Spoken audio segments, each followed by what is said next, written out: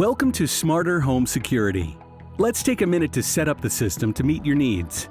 First, download the mobile app. You can find the app in the Google Play Store, Apple App Store, or Windows Phone Marketplace. Log in using your username and password. Take a moment to familiarize yourself with the dashboard. From here, you can view and control every aspect of your system. Now, let's set up notifications so that you can know the minute something meaningful happens at home. In the left side menu, find Notifications. Enable Push Notifications. Then select Manage Notifications. Here, you'll find several suggested notifications, which you can easily turn on. Let's set up a System Not Armed notification to alert you if you forget to arm your security system by a certain time of day or if you leave home without arming. And if you did forget to arm your system, you can take action right from your mobile device.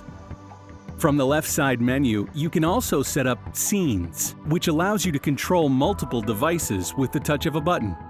Next, make sure Geo Services is enabled so that your system knows when you're away. This will allow you to automate rules and alerts based on your device locations. You'll need to log into your online account to set up geofences around your home, work, and other locations. From your online account, you can also update your password, add your mobile number, and set up users.